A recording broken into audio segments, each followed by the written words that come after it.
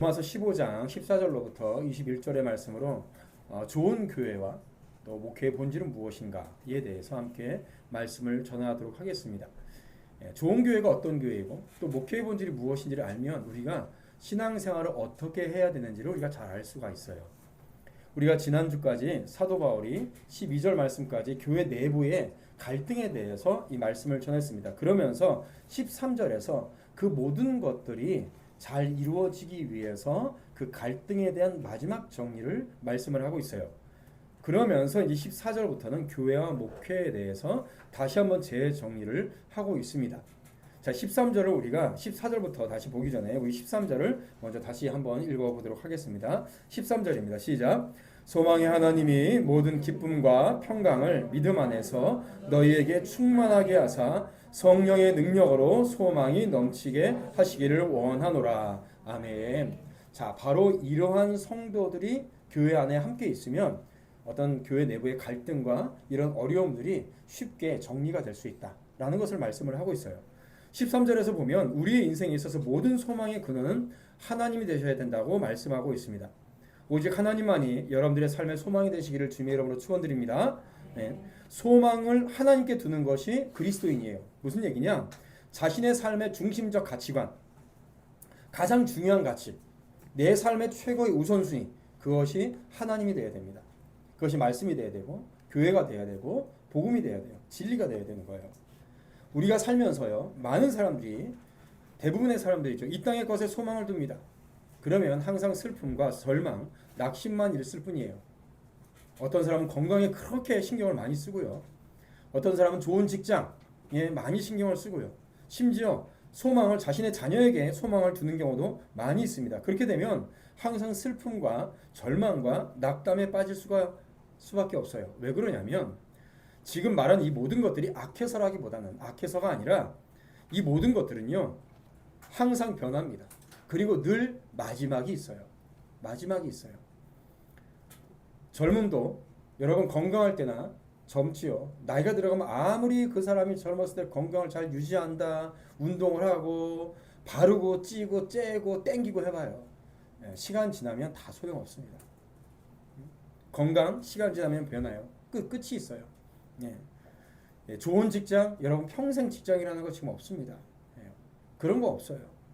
사람들, 사랑하는 사람도 마찬가지입니다. 항상 변하고요. 모든 것들이 끝이 있게 마련이에요. 그래서 언제든지 변하고 바뀔 수 있는 것에 내 인생의 중심, 가치, 우선순위, 소망을 두게 되면 마치 큰 폭풍에 나뭇가지가 부러지는 것처럼, 그리고 나뭇잎이 떨어져서 그 나뭇잎이 썩어서 없어지는 것처럼 그 사람의 마음은, 이 세상의 것에 소망을 둔 사람의 마음은요 부러지고 썩어지고 낙담할 수밖에 없는 것입니다. 그래서 이 땅에 어떤 것이라도 소망을 두면 우리는 눈물이 예고되고요, 영원히 변치 않은 하나님께 소망을 둘 때만이 우리의 마음은 안전한 반석같이 우리는 편안하게 될 것입니다.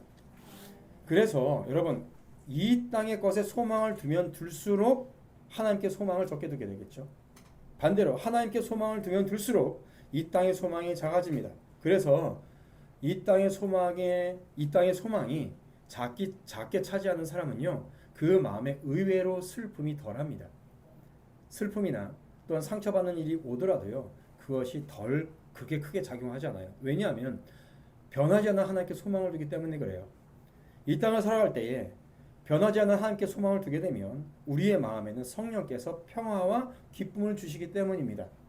13절 말씀이 그거예요. 소망의 하나님이 하나님께 소망을 두었어요. 그러니까 모든 기쁨과 평강을 믿음 안에서 너에게 충만하게 하신다, 이렇게 말씀하고 있습니다. 여러분, 기쁨과 평강은 성령의 열매입니다. 성령의 열매예요. 여러분, 갈라디아서 5장 22절의 말씀에 보면 우리가 성령의 열매로 가장 대표적인 말씀이 있죠. 오직 성령의 열매는 처음에 시작이 어떻게 돼요? 사랑, 희락, 화평. 희락이 뭐예요? 기쁨. 화평, 평강. 그리스도 예수의 사랑 안에 있는 사람은, 연합되어 있는 사람은요 기쁨과 평강을 누리게 돼 있어요. 이것은요 타고난 성격과 전혀 상관없습니다. 그 사람의 성품이 어떤 성품을 타고났냐하고 상관없어요. 성령의 열매는 예를 들어서 아주 선천적으로 굉장히 조용한 사람이 있어요. 그렇다고 하더라도 그 사람은요, 아무리 조용하고 잘 말을 안 하는 성격이라고 할지라도 성령께서 그 마음에 함께 계시면 말할 수 없는 감동과 기쁨이 있습니다. 또 반대로 굉장히 외형적이고 활달한 성격이라고 해서 영원한 하나님께 소망이 없는 사람은요, 교회에 와서도요, 기쁨과 평강이 없어요. 다른 것은 다 재밌는데 교회만 오면 그렇게 기쁨과 평강이 없네? 그렇게 활발한 사람이, 그 사람은 성령의 사람이 아닙니다. 그러니까 여러분이 신앙생활을 함에도 불구하고 여러분들의 마음속에서 기쁨과 평강이 없어요. 그러면 성령의 열매를 맺지 않는 겁니다. 그런데 교회를 다니면서 항상 우울해요. 슬퍼요. 눈물이 있어요. 분노가 가득해요. 그런 마음이 깔려있는 사람은요, 성령의 사람이 아니에요. 믿음이 있는 게 아닙니다. 만약에 여러분들이 그렇다면 여러분은 자신의 신앙이 제대로 된 것인지를 돌아봐야 되고요.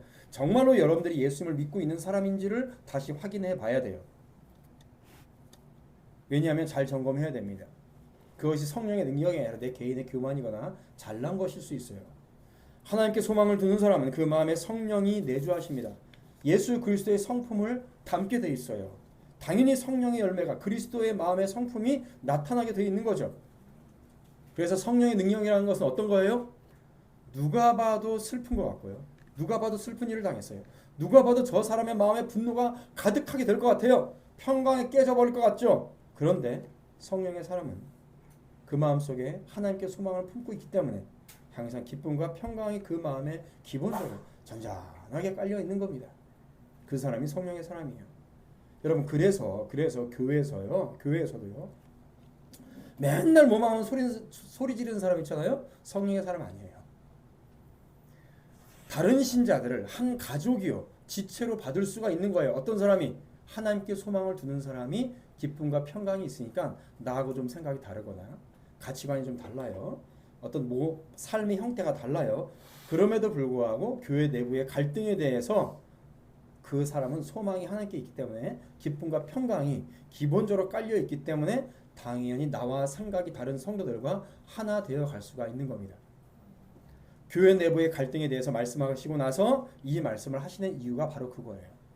그리고 바로 그러한 마음을 품기 위해서 교회는 어떤 모양으로 있는 것이 교회의 참된 교회의 모습이고, 그런 모습을, 교회의 참된 모습을 하기 위해서 어떤 목회적 본질을 가지고 있어야 되느냐라는 것을 연결해서 말씀을 하고 있는 겁니다. 그러면서 14절에 내 형제들아 이렇게 다시 말씀을 하고 있는 거예요.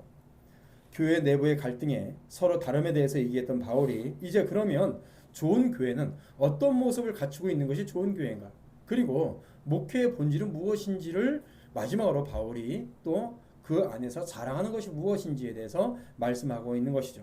그래서 오늘은 첫 번째로 좋은 교회가 어떤 교회인지, 두 번째 주제로 목회의 본질이 무엇인지에 대해서 여러분들에게 깊이 있게 좀 말씀을 전하도록 하겠습니다. 사실 이것과 연결해서 21절까지의 말씀을 다 전해야 되는데 이 마지막 주제가 바울의 자랑이거든요. 거기까지 될지 안 될지 모르겠어요. 항상 말씀드리지만은 저의 설교의 마지막의 어려움은 어떻게 하면 설교를 줄일까, 짧게 줄일까, 이 긴 설교를 어떻게 줄일까, 이게 고민이라 이게 시간 되면 제가 알아서 끊을 테니까 걱정하지 마세요. 자, 첫 번째로 좋은 교회는 어떤 교회냐, 어떤 모습을 나타내고 있는 것이, 성도들이 보세요. 소망의 하나님이 기쁨과 평강이 가득해야 돼요. 그렇다면 기쁨과 평강이 있고 하나님께 소망을 두는 성도들이 함께 모일 때 어떤 모습을 갖추고 있어야 되느냐, 이 모습을 말씀하고 있는 겁니다. 자, 14절이에요. 14절 다시 읽어보도록 하죠. 14절 시작. 내 형제들아 내가 스스로 선함이 가득하고 모든 지식이 차서 능히 서로 권하는 자임을 나도 확신하노라. 아멘. 세 가지가 있어요. 자, 1번 선함이 가득해야 돼요. 선함이 가득하다. 동그라미. 자, 모든 지식이 차야 된다. 모든 지식이 차야 된다. 두 번째고요. 세 번째, 이것을 서로 권해야 되는 겁니다. 이 세 가지가 있어야 돼요. 선함, 지식, 서로 권함. 이 세 가지가 가득할 때 좋은 교회예요. 좋은 교회는 집에서 가까운 교회도 아니고요. 가족들이 함께 다니는 교회도 아니고요. 이 세 가지가 있는 교회가 좋은 교회입니다. 첫 번째로 선함이 가득해야 돼요. 그러니까 착한 일이 가득해야 돼요. 여러분, 선함도 성령의 열매예요. 갈라디아서 5장 22절의 말씀에 보면 오직 성령의 열매는 사랑과 희락과 화평과 오래 참음과 자비와 양선 이렇게 말씀하십니다. 양선이 뭐냐면 착함이에요. 선함입니다. 그러니까 성령의 열매로서 선함이 가득해야 된다라고 말씀하고 있는 거예요. 그러니까 단순히 내가 생각하기에 착한 일, 도덕적인 일이 아니라 그리스도를 영접하고 성령의 내주하심으로 인하여서 실현된 신앙적 성숙함, 그리고 이것이 실생활로 표현되는 것이 바로 뭐예요? 선함이에요. 선함. 에베소서 2장 10절 말씀에도 보면 우리는 그가 만드신 바라 그리스도 예수 안에서 선한 일을 위하여 지음 받았으니 이렇게 말씀하고 있어요. 그러니까 뭡니까? 우리가 선택받았고 우리가 구원받았고 우리가 그리스도의 제자가 되는 궁극적인 이유는 뭐냐면 주님께서 우리를 하나님의 뜻에 순종하는 선한 일꾼이 되게 하시기 위해서 우리를 선택하시고 구원하신 줄로 믿으시길 축복합니다. 선함이 가득해야 돼요. 그러니까 아까도 잠깐 선천적인 어떤 타고난 성격에 대해서 말씀드렸지만은 보면 선천적으로 타고난 성격이 참 다루기 어려운 분들이 있어요. 그러니까 뭐냐면 단순히 성격이 거칠다거나 이런 것들이 아닙니다. 이런 거예요. 교회에서 뭐 하자고 하면 꼭 혼자 뚝 떨어져서 있는 사람. 그런 사람 있죠. 또 교회에서 무슨 일을 할 때마다 안 되는 이유를 꼭 얘기하는 사람들이 있어요. 직장 생활을 할 때도 여러분들 꼭 있죠. 직장에서 뭘 한다고 하면 안 한다고 뚝 떨어져 있는 사람. 나래! 하고 가는 사람이 있고 또 뭐 직장에서 뭐 하자라면 꼭 안 되는 이유를 걸고 넘어지는 사람. 이런 사람이 있습니다. 여러분 그런 사람들은요 다 죄성에서 나오는 거예요. 죄성에서. 그러면서 자신도 교회 오래 다녔다고 집사니 장로니 목사니 그러면서 자기도 알건 다 안다 이렇게 얘기를 합니다. 여러분 그거는요 그렇게 오래 신앙생활 했고 교회 다녔다고 하면서 자신의 타고난 죄된 성품을 그대로 드러나는 사람들 있잖아요. 그냥 자기의 어떤 죄된 성품을 그대로 드러내요. 여러분 단도직입적으로 그 사람 어디다 써먹겠어요? 그렇죠? 정말로 불필요한 사람들입니다. 여러분 구원받지 못한 불신자의 모습 그대로 있는 거예요. 믿음 있다고 할 수가 없어요. 그러면서 참 보면 우리나라 사람들 거룩하고 깨끗한 척은 참 잘해요. 꼭 양반들하고 똑같습니다. 조선시대 때. 자신처럼 의로운 사람이 없어요. 그러면서 어떻게 사람이 그러냐 뭐 TV 광고 하나 보면 연예인들이 어쩌니 인성이 어쩌니 저쩌니 그냥 댓글 쓰고 손가락질 이렇게 많이 해요. 그렇죠? 그러면서 사람이 정직해야지 깨끗한 일을 해야지 하면서 법적으로 그런 것들을 해줘야 되지 않냐. 착한 일, 어려운 사람, 소외된 사람들을 돕기 위해서 정부가 나서서 뭐 해줘야 되지 않냐. 이런 것들을 법으로 규제로 정해야 되지 않냐. 이런 얘기를 굉장히 많이 하는 사람들 있죠. 근데 그런 사람들의 특징이 뭔지 아십니까? 자기 돈으로는 절대 안 해요. 자기 돈으로는 절대 안 해요. 한번 보세요. 그런 사람.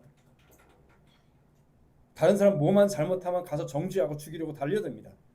그런데 또 자기가 잘못한 것, 내 편이 잘못한 것에 대해서는 그렇게 용서받기를 원해요. 여러분 그런 게 선한 게 아니에요. 그런 게 선한 게 아닙니다. 교회 안에서도 그런 모습을 갖추고 있는 사람은요 믿음의 사람이 아니에요. 성령의 사람은 어때요? 예수 그리스도의 마음이 예수 그리스도의 성품을 닮아가요. 예수 그리스도의 긍휼의 마음을 닮아가요. 그러니까 당연히 그 말씀에 따라서 선함이 풍겨 나오는 거예요. 그러니까 그 예수 그리스도의 성품을 닮아감으로 말미암아 그냥 자연스럽게 나오게 되어 있습니다. 그러면 이제 질문. 그렇게 자신이 잘났고 선하다고 의롭다고 외치던 사람들이 어려운 사람들을 얼마나 도와주고 있을까요? 도와주는 거 아무것도 없어요. 오히려 그냥 열심히 복음만 전하고 교리 말씀만 전하고 했던 보수주의적 교회가 어려운 사람들 더 많이 돕고 있습니다. 실제적으로. 왜요? 예수 그리스도의 성품을 닮아가니까 그 긍휼의 마음으로 그냥 나타나는 겁니다. 교회 안에서도 마찬가지예요. 성도들이 같은 가족된 지체된 성도들이 어려움이 처하고 힘들어요. 그런 모습이 있어요. 그러면 안타까움이 있고 서로 돕고 도와주고 돌봐주고 이런 모습들이 교회 안에 가득한 것이 무엇이다? 바로 그것이 좋은 교회다. 서로에게 관심과 사랑으로 선함의 주고받음이 넘쳐나는 교회가 되어야 될 줄로 믿습니다. 자, 또한 두 번째로 좋은 교회는 뭐냐면 모든 지식에 넘침이 있어야 된다. 지식에 넘침이 있어야 된다. 이렇게 말씀을 하고 있어요. 당연히 세상적인 공부를 많이 했다는 의미가 아니라는 것을 여러분들 잘 알 거예요. 그럼 바울도 있고요. 예를 들어서 바울 같은 사람은 어떻습니까? 공부를 많이 한 사람이에요. 박사학위 몇 개 있는 사람이에요. 근데 반대로 베드로는 어때요? 공부를 그렇게 많이 한 사람이 아니에요. 직업도 어부입니다. 바울은 학자였어요. 지금으로 얘기하면 또 정치적으로도 국회의원급이었어요. 자, 중요한 건 뭐냐면 공부를 많이 하는 사람이든 적게 하는 사람이든 하나님께서 들어 쓰시는데 딱 중요한 공통점 한 가지가 있어요. 뭐냐? 예수 그리스도의 복음을 위해서 내 인생을 바치는 거예요. 그 열정이 있는 사람이에요. 그 사람을 하나님께서 쓰십니다. 아무리 똑똑하고 돈이 많고 건강해봤자 이런 복음에 대한 열정이 없는 사람은요, 하나님 앞에 무가치하고 무쓸모해요. 그 사람은. 무슨 말이냐? 여기서 지식이 차고 넘친다는 말씀. 지식이 차고 넘친다는 말씀은 무슨 말씀이냐면 신앙을 유발시키는, 믿음을 유발시키는 건전한 신학을 바탕으로 해서 신앙을 유발시키는 건전한 신학을 바탕으로 한 성경적 깨달음을 얻는 공부예요. 그러니까 믿음이 유발돼요. 믿음이 유발되기 위해서는 건전한 신학으로 말씀을 공부해야 되는 거예요. 성경을 조직적으로 알고 그 지식 가운데 자신의 생각의 가치관이 변화된 사람이 되어야 돼요. 그래야 그 사람이 주님 앞에 쓸모가 있는 사람입니다. 그게 지식의 넘침이에요. 체계적인 말씀으로 내 가치관과 내 생각이 바뀐 사람이에요. 그 사람이 지식이 넘치는 사람입니다. 여러분, 이 땅을 살아갈 때에 모든 사람들은요, 여기는 우리들도 마찬가지, 여러분들도 마찬가지예요. 자기마다 자신의 삶의 철학이 굉장히 강력합니다. 견고해요. 안 그런 사람 없어요. 아니, 목사님, 저는 사람들하고 대화도 잘하고요. 다른 사람들 말도 잘 들어주고요. 언제나 열린 마음을 갖고 있습니다. 여러분, 그거는 본인 생각이에요. 본인 생각이에요. 착각입니다. 자기 스스로 그렇게 생각하는 거예요. 그래서 이것이 얼마나 강력한지 사도 바울은 이것을 진지라고 했어요. 진지. 여러분, 고대 시대 때 성벽 있죠. 성벽. 그러니까 내 마음의 생각과 가치관이 성벽처럼 단단해요. 견고해요. 이걸 깨고 나오는 것은 우리의 힘과 노력으로는 절대 안 됩니다. 오직 성령의 능력으로만 깨칠 수 있어요. 그러면 어떻게 하냐? 우리가 성경 말씀을 체계적으로 조직적으로 배울 때 그것이 깨질 수 있어요. 우리가 그렇게 말씀을 배울 때 성령께서 그 말씀 가운데 역사하셔서 우리의 생각이 깨어지는 겁니다. 그런데 반드시 여러분들이 열정을 가지고 배워야 돼요. 열정을 가지고. 열정이 없으면, 열심이 없으면 아무것도 아니에요. 정말 아무것도 안 됩니다. 그래서 제가 여러 목회자들한테 그런 얘기를 해요. 일반 교회 성도들이 우리 교회 성도들 보면 열심은 있는데 열심히 있는데 뭔가 항상 문제를 일으키는 사람들이 있어요. 막 이런 얘기를 해요. 제가 그래요. 그 목사님이 못 가르쳐서 그래요. 저도 되게 못됐죠. 저는 성도들한테 뭐라고 할 생각이 없어요. 여러분, 열정을 갖고 있는데 그 방향과 지식을 제대로 못 가르쳐준 목회자들의 문제입니다. 열정이 없는 거는 여러분들의 문제예요. 방향이 잘못되고 지식이 없는 건 목회자들의 문제예요. 성령께서 내 안에 역사하시는 건요, 우리가 신경 쓸 일이 아니에요. 그건 성령께서 하는 일이에요. 내가 할 일이 있어요. 우리가 할 일이 있어요. 그건 뭐예요? 열심을 갖고 주의 말씀을 체계적으로 공부하는 겁니다. 믿음은 그냥 내가 멍하니 있다가 슝 하고 들어오는 게 아니에요. 말씀을 열심히 듣고 공부하다 보니까 깨달아지는 거죠. 아, 내가 생각하고 있던 게 잘못된 거구나. 아, 저 세상에서 똑똑하다라고 얘기하는 사람들, 저 사람들 말 다 헛거네. 그래, 이 말씀이 맞지. 이 말씀이 맞지. 내가 생각하고 내가 가지고 있었던 생각이 잘못된 거네. 바꿔 나가야겠네. 여러분, 이런 과정이 연달아 진행되는 과정이 여러분들이 변화되는 과정이고, 그것이 성령의 역사인 줄 믿으시길 바랍니다. 이게 성령의 역사예요.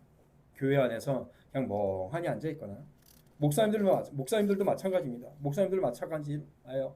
그냥 누구나 듣기 좋은 소리, 누구나 동의할 수 있는 소리, 이런 얘기를 하면서 은혜 받기를 바라요. 변화되기를 바라요. 죄에서 떠나기를 바라요. 여러분, 이거 안 돼요. 무책임한 겁니다. 교회에서 조금 전에 얘기했지만은 목회자가 그렇게 하지 않으니까. 그때부터 기독교가 뭐가 되는지 아십니까? 정확하게 죄를 지적하고 당신들의 생각이 잘못된 거니까 고치십시오 라고 얘기하지 않으니까 예수님을 뭐로 만들어버렸냐? 산타크로스로 만들어버렸어요. 뭡니까? 선물 받는 거예요. 선물. 여러분, 산타크로스 할아버지가 선물을 주는데 산타크로스 할아버지가 고향이 어딘지 뭐가 중요해요? 그 양반이 입고 있는 옷이 메이커가 어딘지가 뭐가 중요해요? 그렇죠? 그 양반이 타고 다니는 것이 썰매인지 사슴인지 노른지 술록인지 뭐가 중요해요? 뭐가 중요해요? 중요한 건 선물 받는 게 중요해요. 네? 과학자들이 모여서 산타크로스 할아버지가 12월 24일 날 밤에 전 세계 어린이들에게 다 선물을 나눠주기 위해서는 그 속도가 광속의 몇 배가 돼야 되는지 이게 뭐가 중요하냐고. 안 그래요? 그런 걸 얘기하는 과학자들이 있더라고요. 여러분 그거 우리가 알 필요가 있어요? 없어요? 중요한 건 뭐예요? 선물 받는 거예요. 여러분 예수님을 그렇게 만들었어요. 피상적으로 얕은 지식이 아주 유치하게 만들어 버린 겁니다. 맨날 병 고치고 기도하면 어디 갔더니 여러분 기도하면 여러분들 이가 아말감이 금리가 됩니다. 막 이런 거나 있고 짝짝이 된 팔이 평행하게 됩니다. 이런 거랑 얘기하고 있어요. 여러분 그냥 치과 가서 카드 긁으면 돼요. 그렇게 기독교를 우습게 만들고 예수님을 유치하게 만들어 버리니까 어떻게 돼요? 젊은 사람들이 그 유치한 것에 자신의 인생을 투자할 가치를 못 느끼는 거예요. 그 결과 어떻게 됩니까? 똑똑한 젊은이들은 다른 곳에 다 빠져버리고 신학교에는 수준 낮고 공부 못하는 애들만 들어가는 거예요. 그러니까 설교도 그따위로 하는 거죠. 정말로 만약에 내가 정말 이것이 대단하다. 가장 놀랍고 여러분 저는 성경을 공부하고 연구하면서 세상에서 이렇게 아름다운 거 이렇게 수준 높은 것도 없지만 이렇게 어려운 것도 없어요. 30년을 목회했는데 이거 내 인생에 정말로 헌신할 만한 가치가 있다 그러면요 똑똑한 사람들이 신학교에 많이 갈 겁니다. 여러분 교회 무너지는 거 간단해요. 지식이 차고 넘치지 않고 무식하고 피상적인 기독교가 되고 그러니까 뭡니까? 기독교를 산타 할아버지로 만들어 버리니까 그게 유치하게 복복복거리고 무당 굿하는 짓만 따라합니다. 그러니까 그 유치한 것을 내 인생의 업으로 삼을 수가 없어요. 젊고 똑똑한 사람들 안 갑니다. 그러다가 이것저것 해보다가 나 실패하고 안 되는 사람들 실패만 하는 사람들 사법고시 하다가 안 되고 떨어지고 직장생활 하다가 제대로 못하고 사업 실패하고 공부하다가 이것저것 해보니까 안 되니까 천부의 의지 없어서 손 들고 옵니다. 왜 손 들고 와요? 팔 힘들게 손 내리고 열심히 걸어오지. 그런 패배의식에 쪄들어가지고 신학을 하는 거예요. 그런 사람들이 신학교에 가게 되니까 교회가 무너지는 거예요. 여러분 이게 교회의 타락이에요. 교회가 대형화돼서 타락되는 게 아닙니다. 여러분 당연히 교회는 성장하고 부흥해서 커져야 됩니다. 커져야 돼요. 우리 교회도 커져야 돼요. 여러분 대한민국에 100명이 넘어가는 교회가 몇 프로나 있을 것 같아요? 여러분 우리 제천에 약 한 400여 개 교회가 있다라는데 100명 넘어가는 교회가 몇 개나 있을 것 같아요? 응? 여러분 15%도 안 돼요. 15%도. 교회가 작고 성장하지 않는 거는요. 타락했다는 증거예요. 그게 타락했다는 증거예요. 왜요? 교회가 복음이 갈 만한 가치가 없는데 왜 갑니까? 그 시간에 영상 보고 릴스 보고 앉아 있는 게 더 재밌는데 안 그래요. 그래서 기독교는요. 지식이 차고 넘쳐야 됩니다. 하나님의 말씀을 체계적으로 그리고 교리적으로 가득 담아놓지 않으면요. 기독교가 무너지는 건 한 세대로 끝나요. 좋은 사람들이 신학교에 안 가는 거죠. 내 형제들아 너희가 스스로 선함이 가득하고 모든 지식이 차서 능히 권하는 자임을 나도 확신하노라. 첫 번째 선함이 가득해야 되고요. 두 번째로 지식이 가득 차야 되고요. 세 번째로 이 선함과 지식을 서로 권해야 됩니다. 선함과 지식을 서로 권할 수 있어야 돼요. 그래서 이렇게 선하고 착하고 이 지식이 차고 넘치는 사람들이 교회 안에서 든든한 일꾼이요 직분자로 서 있어야 됩니다. 그래서 성도들 중에 연약한 사람을 돌봐주고 또 지식이 조금 부족해서 다르게 말하거나 틀리게 말하는 사람도 있어도 그를 사랑과 선대하는 마음으로 하나님의 말씀으로 서로 돕고 인내해야 돼요. 서로 안내해 줘야 돼요. 어떻게 권하라고요? 사랑과 선대함으로. 찌르지 말고. 홍길동 목사님 말씀하시는 거 못 들었어요? 왜 그래요? 귀를 열어! 뭐 이러지 말고. 그거는 누가 하는 거예요? 그거는 목사가 하는 거예요. 목사가. 그거는 목사님이 여러분 죄를 지적하면서 강하게 얘기하고 귀도 열고 정신 똑바로 차리라고 하고 막 이러면서 하는 거는 목회자들이 하는 거고 성도들은 뭐예요? 사랑과 인내함으로 안내함으로 돌봐줌으로 하는 겁니다. 보면 한국 교회 목사님들을 보면 무슨 순항양처럼 여러분 모두를 사랑합니다. 성인 군자예요. 그러니까 성도들끼리 물고 넣고 싸워 이리가 돼가지고요. 그럼 물고 뜯고 하는 거는요. 목회자가 하는 거예요. 목회자가.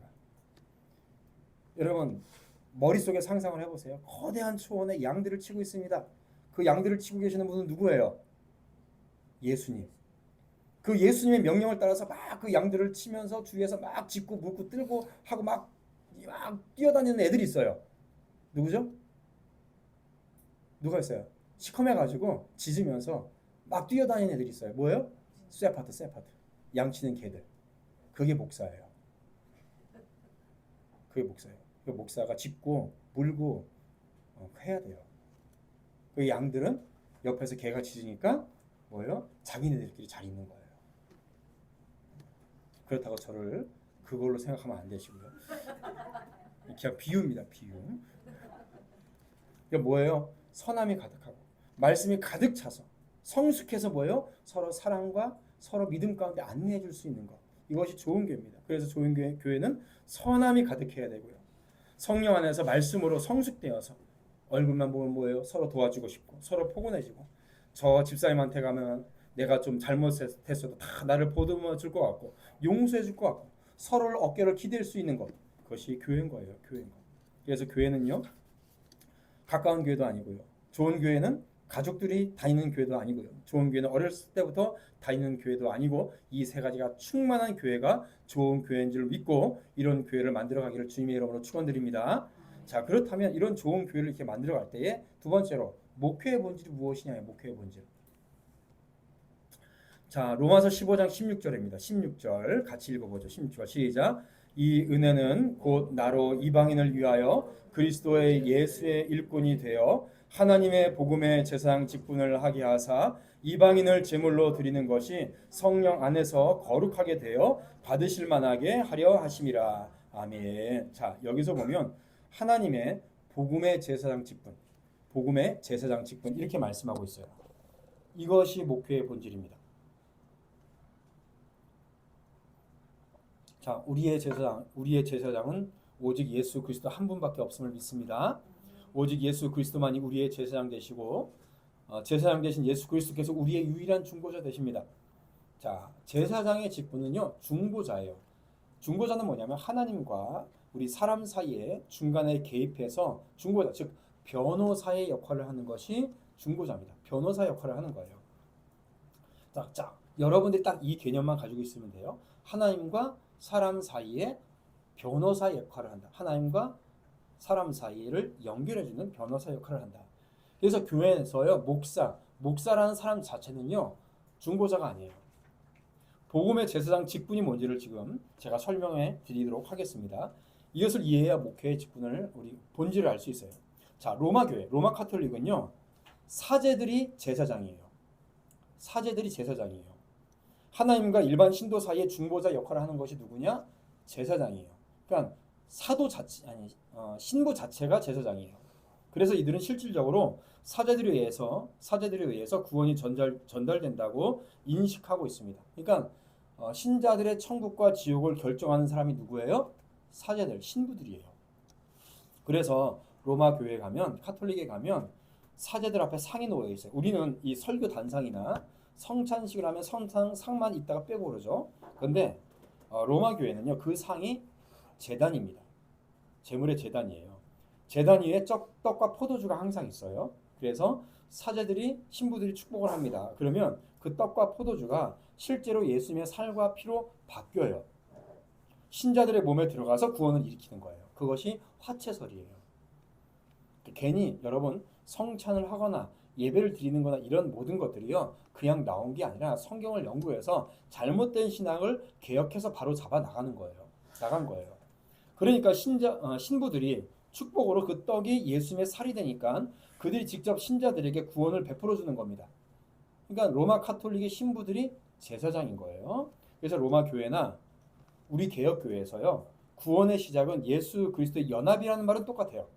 로마 카톨릭이나 개혁교회나 그 말은 똑같습니다. 그런데 개혁교회는 말씀으로 역사하는 성령의 사역을 통해서 연합이 일어나요. 중요한 건 뭐냐? 말씀을 가르치는 거예요. 말씀을 가르치는 거예요. 로마 교회는 떡을 먹여주는 거예요. 근데 그 떡이 신부가 축복함으로 말미암아 그 떡이 뭐로 바뀌어요? 예수님의 몸으로 실질적으로 바뀌는 거예요. 그러면 아무나 그 떡에 손을 대면 돼요, 안 돼요? 안 돼요. 신부가 반드시 떡에 축복을 해줘야 돼요. 그래야 예수님의 몸으로 바뀌는 거예요. 그게 뭐예요? 신부가 구원을 주는 거예요. 구원을 주는 거예요. 그러니까 신부가, 사제가 실질적으로 하나님과 사람들 사이에 중보자가 되는 겁니다. 그러니까 어마어마한 권세를 갖는 거죠. 어마어마한 권세를 갖는 거예요. 천국과 지옥을 결정짓는 거예요. 그런데 16절에 보면 사도 바울은 자기를 제사장이라고 하는데 복음의 제사장 직분, 정확하게 이해하면 복음을 통한 제사장적 직분이에요. 복음을 통한 제사장적 직분. 무엇이냐? 너희가 하나님을 믿을 수 있도록 내가 안내해 주는데 내가 그 중보자가 아니라 복음을 가르침으로 말미암아 너희가 하나님을 알고 너희들이 예수를 믿게 한다. 이것을 말씀하고 있는 겁니다. 그러니까 로마 카톨릭은 도구가 뭐예요? 떡이에요. 그리고 신부가 직접 중보자가 돼요. 그런데 바울이 말하고 있는 복음의 제사장 직분은 뭐예요? 말씀을 선포하고 가르쳐서 말씀을 통해서 성령께서 직접 역사하시는 거죠. 사람은 그저 전하는 자일 뿐이에요. 내 스스로가 뭔가를 하는 게 아니에요. 그래서 여러분, 목사는요, 성도들과 인격과 모든 것들이 다 동일합니다. 사도행전 15장 9절에 사도가 이렇게 얘기하고 있어요. 믿음으로 그들의 마음을 깨끗하게 하셔서 이방인들의 마음도 깨끗하게 해주셔서 그들이 우리나 차별하지 아니하였느니라. 이방인이나 유대인이나 그 사람이 사도든 장로든 어떻든 다 똑같다. 이 말씀을 하고 있는 거예요. 그런데 로마 교회 신부 사제는요, 성도들과 격이 달라요. 그러니까 종족이 달라요. 인격이 달라요. 그 대표적인 예가 뭐냐면, 여러분 신부들은 평상시에도 뭐 입고 다녀요? 사제복 입고 다니죠. 신부복을 입고 다녀요. 그게 다른 종족이라는 얘기예요. 신부는 거룩한 존재, 일반 신도들은 거룩하지 못한 존재. 이걸 얘기를 하고 있는 거예요. 근데 목사는 뭐예요? 똑같아요.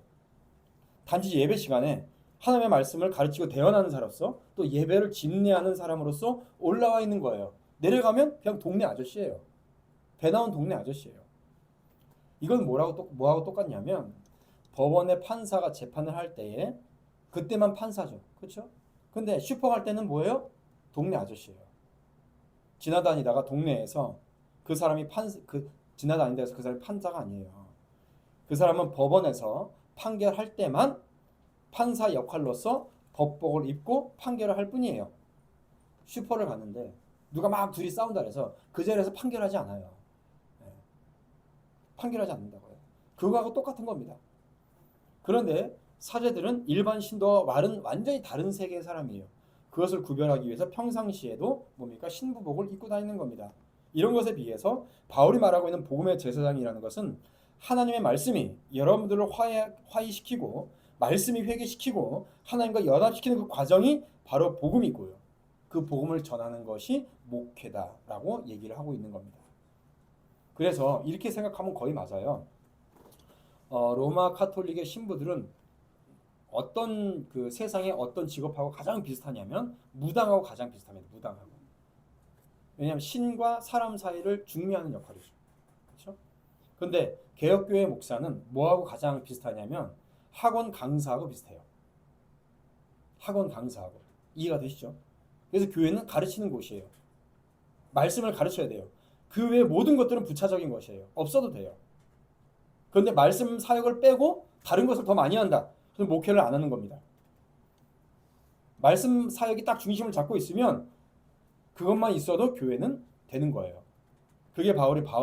그것이 바로 바울이 말하고 있는 목회의 핵심입니다. 그래서 복음의 제사장적 직분이다. 이렇게 말씀을 하고 있는 거예요. 근데 이 말씀에 사역이 없어요. 가르침이 없어요. 교리를 안 가르쳐요. 신앙 고백서를 안 가르쳐요. 강의를 하질 않아요. 복음을 단 한 문장으로 끝내버려요. 그러면 여러분 목회를 안 하는 거예요. 많은 교회에서 얘기합니다. 복음이 뭡니까? 물어봐요. 그러면 한 문장으로 끝내요. 예수 그리스도가 우리 죄를 위해서 죽으시고 부활하셔서 우리를 천국 가게 하신 것입니다. 이렇게 한 문장으로 끝내요. 그리고 나서 아셨죠? 천국 가고 싶으세요? 네. 영접 기도하세요? 네. 구원 받으셨습니다. 이건 뭐하고 똑같냐면 이거하고 똑같아요. 학생들이 있는데 학생들한테 여러분 좋은 대학 들어가려면 국영수를 탄탄히 해야 됩니다. 이 얘기하고 똑같은 거예요. 이렇게 말하고 끝내버리는 거예요. 여러분 좋은 대학 들어가려면 국영수를 탄탄하게 해야 됩니다. 이 말 자체는 맞아요, 틀려요? 맞아요. 맞는 말이에요. 그러나 그것은 하나의 명제일 뿐이죠. 그걸로 대학 들어가요, 못 들어가요? 못 들어가요. 하나하나 공부하고 머리에 익혀야지 대학에 들어갑니다. 자, 지금 제가 드리는 말씀이 무슨 의미인지를 아시겠어요? 많은 교회에서 복음을 국영수 잘하면 대학 간다. 이걸로 끝내요. 이 말 한마디로 끝난다고. 이거는 구호고요. 명제예요. 문구만 있는 것 뿐이에요. 그래서 실질적으로 복음이 뭔지를 몰라요. 아주 간단하고 유치한 것으로 만들어버리고 끝냅니다. 여러분, 교회를 학원이라고 생각해 보세요. 교회를 천국 들어가는 학원이라고 생각해 보세요. 입시학원이에요. 근데 선생이라는 사람이 걸핏하면 말하는 게 너희들 국영수 잘해야 된다. 이 말만 주야장창해요. 옛날에 제가 중고등학교 다닐 때 학원 강사들이 자주 얘기하는 게 있었어요. 얘들아, 좋은 대학 들어가면 너희들의 남편과 아내의 얼굴이 바뀐다. 남편과 아내의 얼굴만 바뀌는 게 아니라 연봉도 바뀌어요. 그러니까 국영수를 잘해야 된다. 여러분 이러고 끝나버려요. 교회에서 그러고 끝나버린다고요. 여러분 그럼 대학 들어가요? 못 들어가요? 못 들어가요. 실질적으로 동사, 비동사부터 명사, 현재 완료, 인수분해 가르치고 시수필 가르쳐서 시험도 보고 평가도 하면서 머리에 팍 박혀놔야 대학 들어가죠. 그죠? 교회에서 그렇게 해야 되는데 안 하는 거예요. 여러분들 세례 받을 때 얼마나 공부하셨어요? 세례 받을 때 세례 공부도 안 시켜요. 세례의 뜻이 뭔지 아세요 혹시? 여러분 우리나라 초기 선교사님들이 들어왔을 때 세례 그냥 주지 않았습니다. 조건이 까다로웠어요. 예를 들어서 언더우드 선교사님이 평안도 쪽에서 평안도 쪽에서 예수님을 믿고 세례 받을 사람이 100명이나 있습니다. 좀 와서 세례를 주십시오. 라고 그래가지고 언더우드 선교사님이 거기를 갔어요. 100여 명이 있었대요. 나중에 언더우드 선교사님이 세례를 준 사람이 30명도 안 돼요. 30명인가 밖에 안 돼요. 그리고 가서 그냥 세례를 준 게 아닙니다. 한 5개월인가 6개월인가 신앙 고백서 공부를 시켜놓고 거기를 평가해보고 쉽게 얘기하면 시험 보고 거기 합당하면 세례 줬어요. 근데 지금은 한 6개월, 1년 다니면 세례 줘요. 그리고 세례 받고 한 1년 몇 개월 지나면 집사 줘요. 그래 한 2, 3년 지나면 안수자 권사 줘요. 그런데 기도하라면 기도 못해요. 여러분 이거는 목회자들의 잘못입니다. 그래서 미국의 유명한 신학자 중에 데이비드 웰스라는 교수님이 계세요. 그분이 진리를 위한 자리가 없다. 이런 책을 썼어요. 책 제목이 뭐냐면 진리를 위한 자리가 없다. 복음주의 신학교에서 무엇이 일어나고 있는가? 이런 책 제목으로 썼어요. 근데 이제 한국에 번역이 됐는데 책 제목을 신학 실종이라고 번역을 했어요. 되게 재미없게 들리죠. 이분이 쓴 제목은 되게 재밌는데 진리를 위한 자리가 없다. 복음주의 신학교에서 무엇이 일어나고 있는가? 책 제목에 뭐라고 써져 있냐면 체계가 아무것도 없고 그러니까 말씀의 체계가 아무것도 없고 심도 있는 깊이도 없으므로 미국 복음주의 교회는 죽었다. 교회에서 성경을 가르치는데 깊이가 없어요. 체계가 없어요. 아무것도 가르치지도 않아요. 그러니까 교회가 죽은 거예요. 많은 학원에서 야 대학 가려면 국영수 탄탄하게 해야 된다 말만 합니다. 실제적으로 그 내용을 안 가르쳐줘요. 영어 잘하면 좋은 대학 가는 거 누가 모릅니다. 몰라요. 비동사부터 가르쳐야죠. 여러분들 자녀들을 학원을 보낼 때 그런 학원에 보내겠어요? 안 보내요. 한마디로 그런 교회는 갈 필요가 없다는 거예요. 똑같이 교회에서 그걸 안 가르쳐요. 예수님 믿으면 죄에서 구원을 얻습니다. 이거 누가 몰라요. 그럼 배워야죠. 예수님을 믿어요. 예수님이 누구신지, 예수님을 믿어요. 믿는 게 뭔지, 죄가 뭔지, 구원이 뭔지, 도대체 얻는다는 게 뭔지 적어도 이 정도는 다 알아야 되는 거 아니에요? 설명해보라면 몰라요. 안 가르쳐주니까 모르는 겁니다. 여러분 그 교회는요, 그런 목회자는요, 목회 안 하는 겁니다. 그냥 헛되이 솜사탕같이 부풀려 있기만 하고 아무것도 없는 거예요. 체계적으로 가르치지도 않아요. 심도 있게 가르치지도 않아요. 중요한 것은 뭐냐면 그 복음을 있는 대로도 선포도 안 해요. 우리나라 옛날에 지금도 그런 거 똑같아요. 성도들한테 어떤 성도들한테 물어봅니다. 여러분도 이런 질문 많이 들어봤죠? 여러분 지금 당장 죽어도 천국 갈 수 있으세요? 라고 물어봐요. 그러면 이제 네라는 대답이 없으면 계속해서 막 세뇌를 시키죠. 이게 여러분 얼마나 바보 같은 질문인지 아세요? 복잡하게 구원의 서정을 다 얘기하지 않을게요. 성경에 보면 너희가 구원을 받았다. 있어요, 없어요? 있죠. 너희가 구원을 이루어라. 있어요, 없어요? 있죠. 너희가 구원을 얻을 것이다. 있어요, 없어요? 다 있어요. 이게 다 구원이에요. 예를 들어서 여러분들의 인생이 어디서부터 어디까지입니까? 여러분들이 생명을 갖고 살아가는 인생이 어디서부터 어디까지예요? 아기가 엄마 뱃속에서 응애도 아니고 엄마 뱃속에서 잉태했어요. 그거 생명이 아니에요?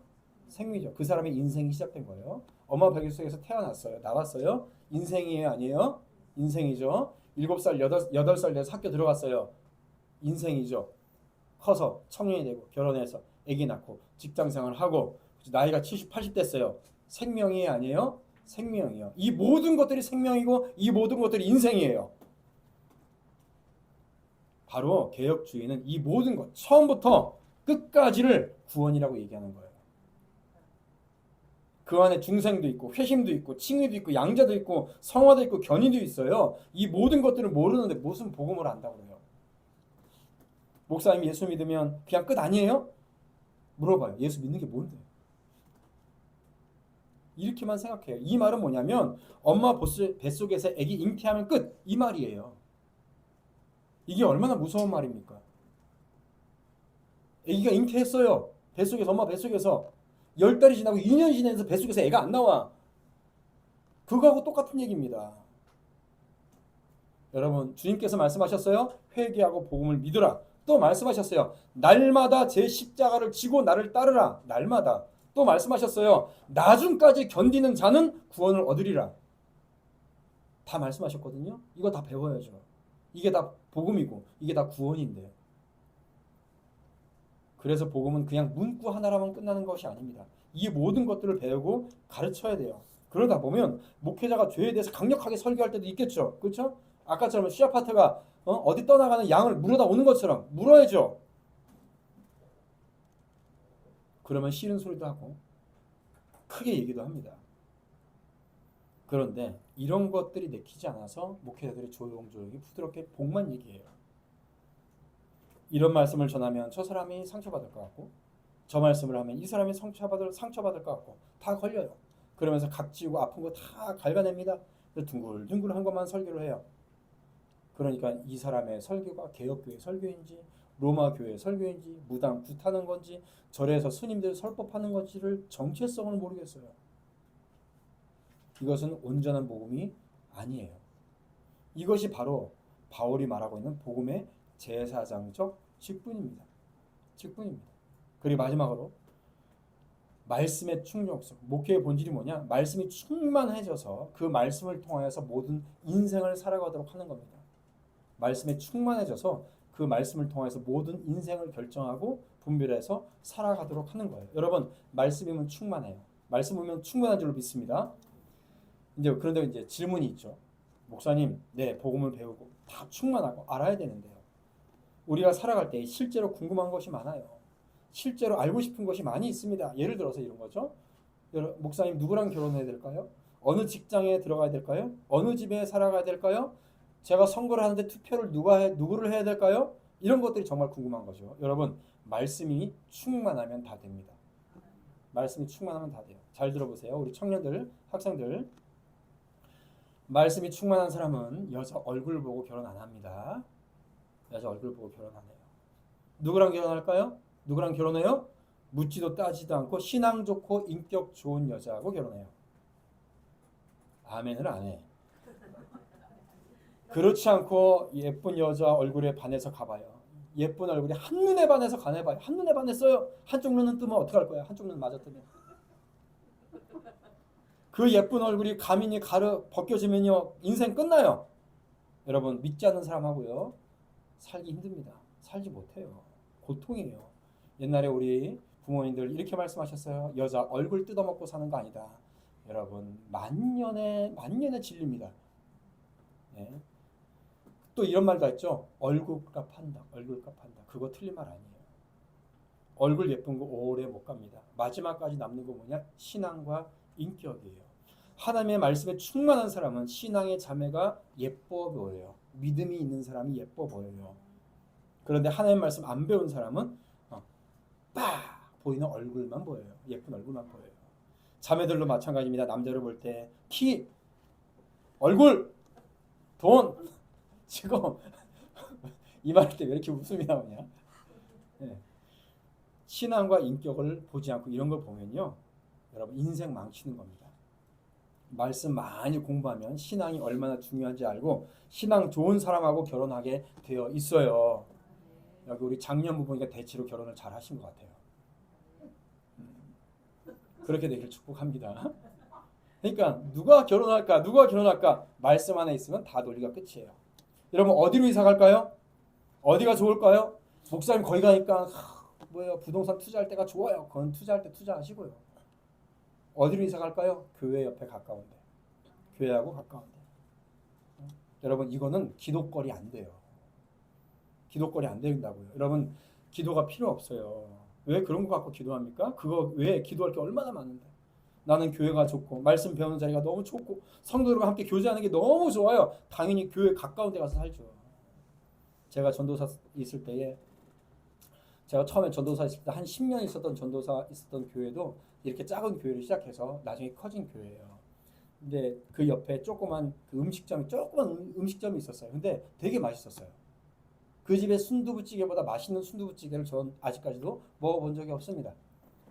그래서 이제 근데 또 돈 없는 전도사 가니까 밥도 많이 주고 막 이래가지고 자주 갔는데 어느 순간 그 가게를 접고 이사를 간대요. 왜 이사 가세요? 그랬더니 제가 이번에 권사 직분을 받아서 지금 교회가 조금 멀어서 계속 다니고 있어야 돼. 권사 직분을 받아서 아무래도 안 되겠다 싶어서 교회 근처로 이사 갑니다.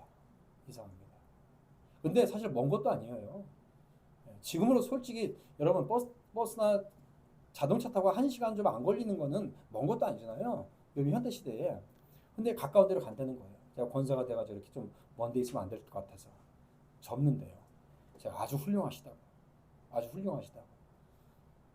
그 다음에 이제 그 분식집을 넘겨주는데 맛이 없어서 안 갔어요. 뭐예요? 어디로 이사 가요? 말씀이 충만하면 결정됩니다. 어떤 직업이 좋아요? 여러분 어떤 직업 좋아요? 학생들, 청년들 직업 구해야 되죠? 간단합니다. 주일 성수에 지장 없는 직장이 가장 좋은 직장이에요.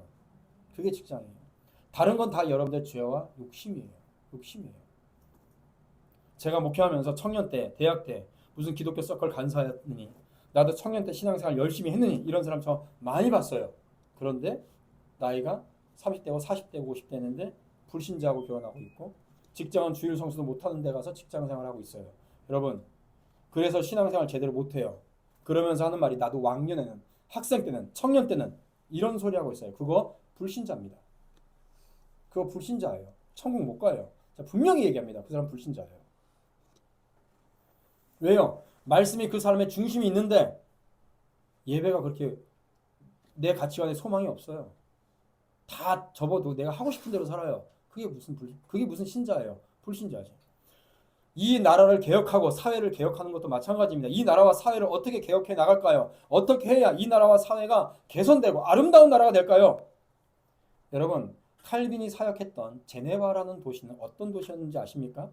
여러분 그 우리나라에 그 카지노 있는 도시 있잖아요. 카지노 있는 도시.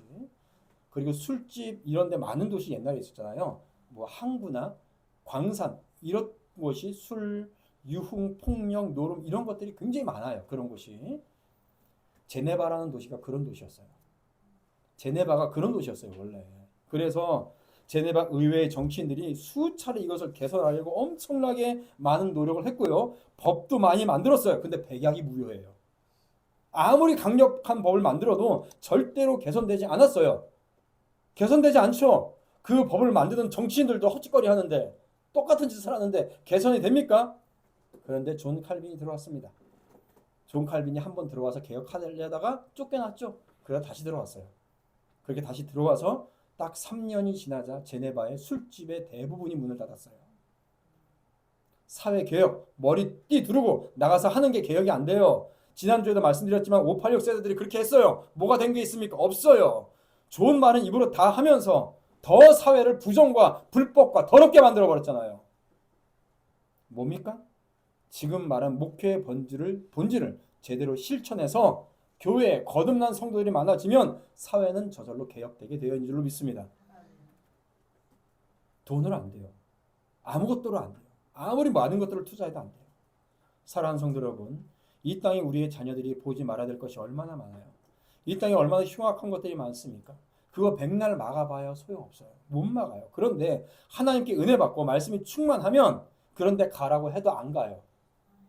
술 취해서 하령하령 거려서 뭐합니까? 아침에 일어나면 머리 아프고 배 아프고 속 낭비하고 술 마시느라고 돈 낭비하고 또 뭐예요? 술 먹어서 속 아프니까 또 약 사 먹으라고 돈 낭비하고. 내 인생에서 교회에서 가장 말씀 배우는 것이 가장 복되고 아름다운 일인데 못하러 거길 가요. 여러분 우리 교회 필독서 있죠? 책 사는 게 돈을 많이 들을까요? 하루 술집에 가서 술 마시는 게 돈이 많이 들을까요? 술 마시는 게 돈 많이 들어요. 여러분 기가 막힌 게요. 똑같은 고깃집에 갔는데 자신이 어떤 가치관을 가진 것에 따라서 메뉴가 다른 걸 보고 있더라고요. 제가 얼마 전에 알았어요. 저는 가족들하고 고깃집을 가면 어디를 갈까요? 고기가 양이 많고 싼 데를 가요. 그런데 알고 봤더니 많은 사람들은요. 고깃집에 갈 때 술값이 저렴한 데를 가더라고요. 얼마 전에 알았어요. 얼마 전에. 고깃값은 그 사람들 메뉴 속에서 머릿속에 없어요. 야, 소주 한 병에 저희가 6,000원인데 여기는 4,000원 준다. 거기를 가요. 그리고 더 많이 마셔. 여러분 메뉴판도요. 그 사람이 가지고 있는 가치관에 따라서 보는 메뉴가 달라요. 무슨 얘기냐? 여러분들의 마음속에 말씀으로 충만하면 모든 것들의 의문이 풀립니다. 할렐루야. 아멘. 여러분들의 말과 행동들, 여러분들의 믿음에 달려 있고요. 말과 행동들이 여러분들의 믿음과 신앙을 증명하는 증거 자료예요. 마지막 때에 하나님을 만날 때 여러분들이 그 증거 자료를 가지고 하나님께 가는 겁니다. 여러분들의 삶의 모든 여정과 인도하심을 받는 것, 말씀에 순종함에 있다는 것을 명심하십시오. 내가 누구한테 결혼하고 직장 어디로 가고 집이 어디에 살고 이 땅을 어떻게 개혁하고 나의 말과 행동 모든 것들 또 이 사회는 어떻게 해야 바르게 될 것인가 이 모든 것들도 말씀이 충만한 사람이면 다 해결됩니다. 사랑하는 성도 여러분 이 말씀이 충만한 사람이 되시기를 주님의 이름으로 축원합니다.